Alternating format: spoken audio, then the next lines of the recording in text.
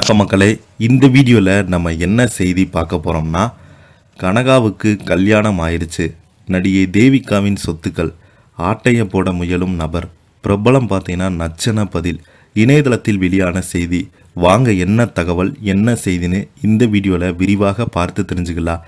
அதுக்கு முன்னாடி முதன்முறையாக நம்ம சேனலை ஃபஸ்ட் டைம் பார்க்குறீங்களா, சப்ஸ்கிரைப் பண்ணிக்கோங்க. அப்போ தான் நாங்கள் போடுற வீடியோ எல்லாமே உங்களுக்கு உடனுக்குடனே வந்து சேரும். வாங்க என்ன தகவல்னு இந்த வீடியோவில் விரிவாக பார்த்து தெரிஞ்சுக்கலாம்.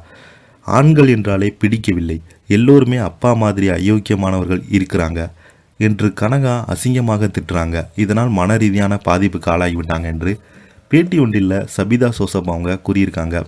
பிரபல யூடியூப் சேனலுக்கு சமீபத்தில் பேட்டி தந்த சபிதா சோசப் நடிகை கனகா பற்றி பல்வேறு விஷயங்களை பகிர்ந்திருக்காங்க. அதில் நடிகை கனகாவின் அம்மா தேவிகாவின் உண்மையான பெயர் பிரமிளா. கிறிஸ்டியன் முதலாளி என்ற SSRுடன் படத்தில் அறிமுகமானார். பிறகு சிவாஜி உட்பட அனைத்து முன்னணி நடிகருடன் இணைந்து நடித்திருந்தாங்க. அனைவருமே நன்றாக பேச பழகுவாங்க தேவிகா. இதனால் ஒருமுறை அவரது அம்மா தேவிகாவை கண்டித்தாங்க.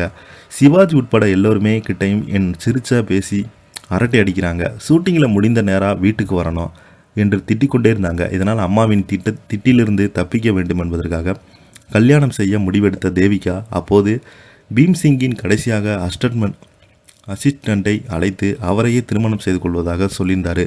முதல்ல அவர் தேவிகாவின் திருமணம் செய்ய சம்மதிக்கலை. ஆனாலும் அவரை கன்வின்ஸ் செய்து அவசரப்பட்டு திருமணம் செய்து கொண்டார் தேவிகா. பிறகு கணவரை வைத்து ஒரு படம் தயாரித்தார். ஆனால் அந்த படம் தோல்வியடைந்தது. இதனால் தம்பதிகள் மனஸ்தாபம் பிரச்சனை வெடித்தது. ஒரே வீட்டில் எலியும் பூனையுமாக மாறிட்டாங்க.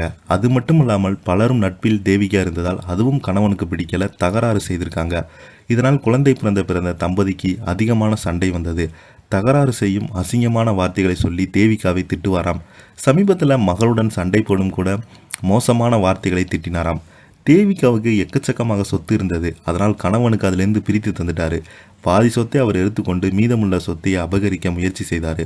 கனகா சின்ன வயதிலிருந்தே பார்த்து வளர்ந்தாங்க. தன்னுடைய பெற்றோரின் சண்டைகளையும் அசிங்கமான பேச்சுக்களையும் தான். இதனால் தேவிகா அடிக்கடி காணாமல் போயிட்டாங்க. இப்படி வளர்ந்து வந்த கனகாவுக்கு சினிமா வாய்ப்பு வந்தது. கரகாட்டம் வந்த பிறகு நிறைய வாய்ப்புகள் கனகாவுக்கு வந்தது.